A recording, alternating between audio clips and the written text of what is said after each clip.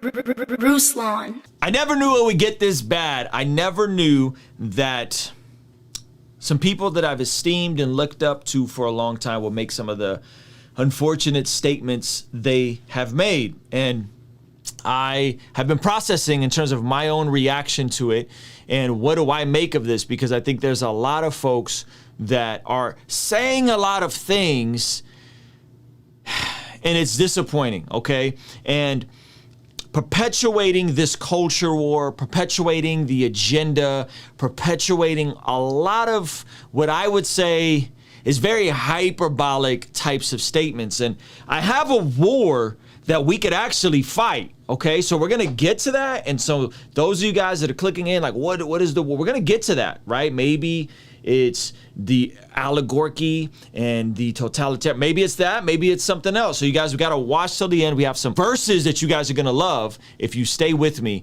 So if you're finding this video valuable, make sure you give this video a like and make sure you subscribe to all that good stuff. Okay, so what happened?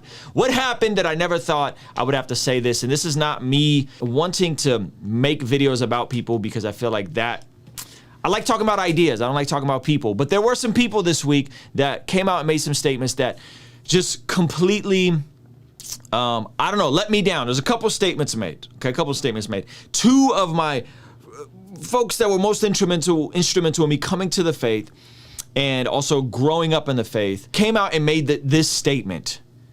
Critical theory, critical race theory is the biggest threat to civilization in the last 100 years. And some folks wanted me to chime in, and I was like completely blown away that this is the greatest threat to civilization. Okay, I'm gonna tell you what the greatest threat to our style of living is. Okay, we're gonna get there, and I'm gonna give you an actual, like, what can possibly happen and go wrong. And my brother Alan Parr did a video about the particulars, referencing the John MacArthur's and the Josh McDowell's and all that kind of stuff. He did an excellent video. I'm not gonna get into that. I'm not gonna read their quotes. I'm not do that. But these brothers, MacArthur, McDowell, the MacArthur Study Bible, McDowell's Evidence That Demands a Verdict, Driscoll.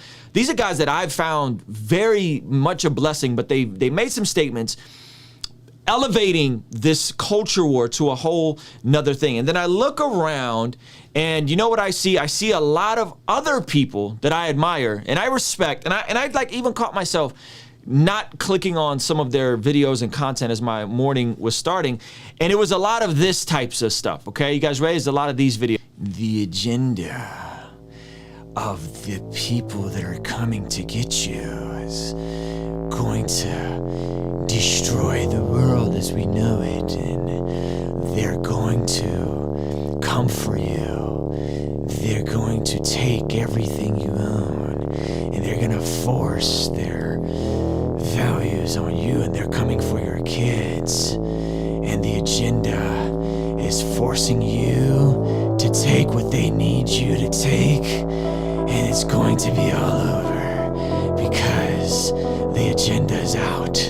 You will own nothing, and you will like it, and you are going to bow a knee to the agenda. If I hear the word agenda used one more freaking time by a Christian YouTuber, by a conservative talking head, I am going to blow a freaking head gasket. Okay, the agenda that is most obvious is right there in front of you. Crippling student loan debt to keep you a slave and betting your future with money you don't have and keep you a cog in the agendas are out there, keep you a slave to sin. The agendas are so freaking obvious. And this is what I think it is. So some of you guys aren't gonna like it. I think if we look back in history, it's a bunch of folks who historically would have been, they would have been warriors. Historically, these are men who wanted to go and fight battles, okay? But there's no battles to fight right now. So these are the guys that would be hunters and gatherers. These are the guys that will go out into battle. These will be the generals. These will be the soldiers. And today, there's no battles for you to fight. Okay? There's no battles for anyone to fight. Okay, there was the battle after 9/11, and it was the battle on postmodernism and the battle on terror. Okay, well today, what's the battle? So what do men who don't have a battle do? What do men who don't have a war do? What do? They create a war.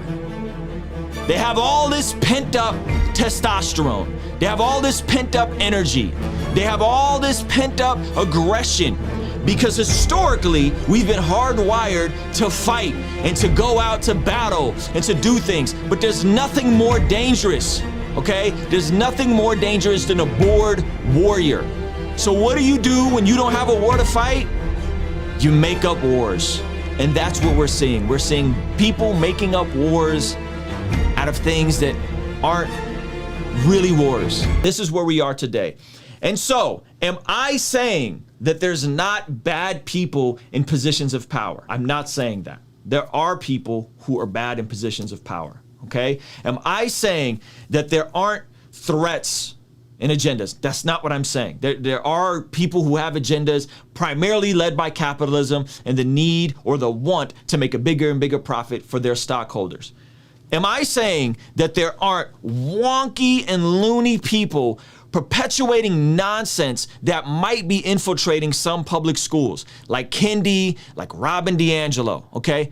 Of course they're there. Of course some of the stuff they've said is trash. Of course this entire view that the world is subjected to two classes, oppressors and oppressors. Of course there's some nonsense out there. Am I saying that the government overreaching with certain mandates to force you to do certain things you may not want to do or don't understand why you should do is not bad? It is bad. I've made videos about why it's not bad. I've showed videos of doctors explaining why the mandates aren't a good idea. What I'm saying though is to make this notion that this is the crisis of our civilization within the last the last 100 years, the last 80 years, did we forget about World War II? Did we forget about all of the racism that's happened here, the Jim Crow, right? The illegal wars? Did we so to say that the last 80 years, these are the biggest threats to our life as we know it?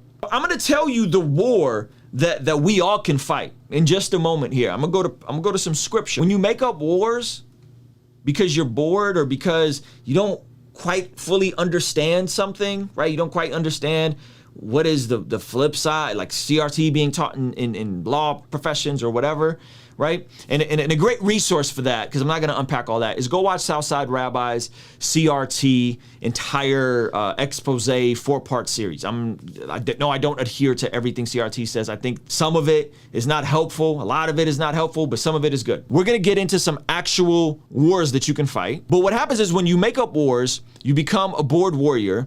You don't have any way to channel that energy, and you don't become a great neighbor. And we know what Jesus said, love your neighbor as yourself. But this is John 13, verse 34. A new command I give you, love one another as I have loved you. So you must love one another. Jesus fulfilled all the commandments, fulfilled all the laws, but then he goes the extra step and he says, a new command I give you, love one another as I have loved you. By this, everyone will know that you are my disciples if you love one another. The war that we're seeing is a war of a lack of love, a lack of listening, a lack of seeking to understand before seeking to be understood. I'll tell you how this can play out. Hopefully it doesn't play out this way. What we could see in America, this is, in my opinion, the worst case scenario, okay? What we could see in America, if we're gonna talk about what's gonna happen and how these things are gonna play out, is we could see certain states start to secede because no one's talking to each other. The people in power are incompetent. And so we could see people in states start to secede. The state of Texas, for example. Okay, they're already saying, hey, we're not going to enforce these mandates. Oh, and by the way, the federal government's suing the state of Texas over the entire Roe v. Wade heartbeat law, which I told you guys, I think that restrictions is good on the unborn. And so I could see something like the state of Texas seceding from the union and becoming an independent state if they don't need federal funding to keep things going. And I don't know the ins and outs of Texas or Florida. I could see that happen, and I could see southern states secede, and what we have in America is no longer the United States of America. We might have something similar to what the European Union was, which is a United Union of American states, something like that. I could see that. Now I could see that really happening. There was already California kind of puffing his chest out at Trump after the lockdown started. So I could see something like that. I don't want that to happen, but that's to me what I could see how this unfolding. Certain states are going to secede. You're going to want to go to live in more conservative or more liberal parts of the country or what have you. I could see that. Now, what bugs me is when Christians play into this. What bugs me is when Christians start otherizing other people and not loving people, not listening to people, not seeking truth. And so I'm gonna give you guys a passage of where I think you could channel this war energy. And I'm gonna give specifically to the men. Men, we're wired different. We have substantially more testosterone. Historically have been the warriors and the soldiers and all those different things. And so we're wired a bit differently. So a lot of times we are looking for a fight. And if we don't have one, we can make them up. I have a real fight for you. So I'm going to speak to the men here. Romans chapter 8, verse 12. You guys are not going to like this passage. Therefore, brothers and sisters, we have an obligation. We have an obligation, but it is not to the flesh to live according to it. For if you live according to the flesh, you will die. But if by the Spirit you put to death the misdeeds of the body, you will live. So, brothers and sisters, we have an obligation. It's not to the flesh, but to live according to the Spirit. For if you live according to the flesh, you will die. But if by the Spirit you put to death the misdeeds of the body, you will live. You want a war to fight? It's not on an oligarchy. It's not on the agenda. If there's an agenda, you can't do anything about it anyway, but talk about it on social media, which is going to censor you because there's an agenda, okay? It's not on CRT. It's not on critical theory. It's not on postmodernism. You know what you can wage war on? Wage war on your flesh. Wage war on your lovelessness. Wage war on your hardened heart for your neighbor. Wage war on that porn addiction. Wage war on you gaining that 20 pounds from COVID that you did, because I did. Your boy's down about 7 pounds. Wage war on your shortcomings. Stop looking around in the world and trying to fix other things with other people that a lot of times has not a whole lot to do with you, because we know that spiritually dead people are going to act like spiritually dead people, but wage war on the things that you can control. Wage war on the lack of discipline in your life. Wage war on the lack of being present in your home. Wage war on the things that you need to wage war on, which is primarily your flesh. You being consumed with whatever's going on out there and all this other stuff, that's peripheral to me. Wage war on the things you can control, regardless on your political affiliation, regardless on where you are with the bang bang, regardless on what you think about CRT or no CRT, regardless on all that. Let's stop with the shenanigans. Everyone that's a Republican and voted for Trump is not a white supremacist. And everybody that adheres some values of CRT is not a Marxist or a communist. Stop with the nonsense. You want a war to fight? Go wage the war on sin, on your own sin. And you know what will happen? You know what will happen is if you wage war on your sin and you become the type of person that Jesus has called you to be, you become a disciple who's disciplined, who's self-controlled, who has love, who has kindness, who has patience. You know, all those fruit of the Spirit, right? You start moving the needle in your life and changing the trajectory of your life. You know what will happen? You'll have way less time to look at everybody else and criticize them. You have way less time to keep up with the news and the latest agenda and the latest thing to scare you. I'm so over Christians complaining about every single little thing and the mass deception we're seeing across every side, and people just plugging into their programming and checking out from any personal responsibility to make a change in their life. You live your life in a way that honors God. You train your body in a way that honors God. You continue doing the things that are put in front of you. Jordan Peterson quote, set your house in perfect order before you criticize the world. That's a great bar. It's a great bar. Set your house in perfect order before you criticize the world. Is your house in order? Jordan Peterson, is your room clean? How is your fitness and your health? How are your skills in the marketplace? Are you developing useful skills that can actually add value to people? That you could actually earn a better income? How are you doing with your money management? Do you have a plan for your money, or does your money just control you and you just kind of, I got paid, guess what? Right?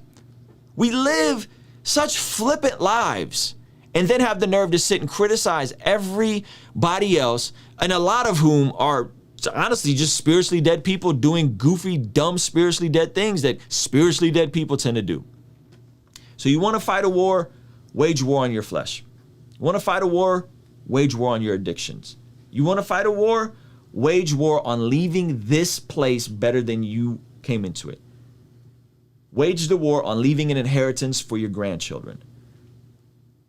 Because all this other stuff, God's on the throne. Jesus is on the throne. If he decides to come back tomorrow, if he decides to come back 5 years from now, 100 years from now, I can't control that anyway. What I can control is what I can't control. So I'm going to focus on controlling what I can control. Hopefully this is helpful. Let me know what y'all think. Kingstream Entertainment. Ruslan. Yo, thank you so much for making it to the end of this video. If you found it valuable, make sure you hit that like button and are subscribed. The Love What You Do album and apparel launch is here for a limited time. So if you want to partner with what we're doing here, make sure you hit the link in the description or in the pinned comment to pick you up some Love What You Do apparel to partner with what we're doing here on the channel. Thank you so much. Peace.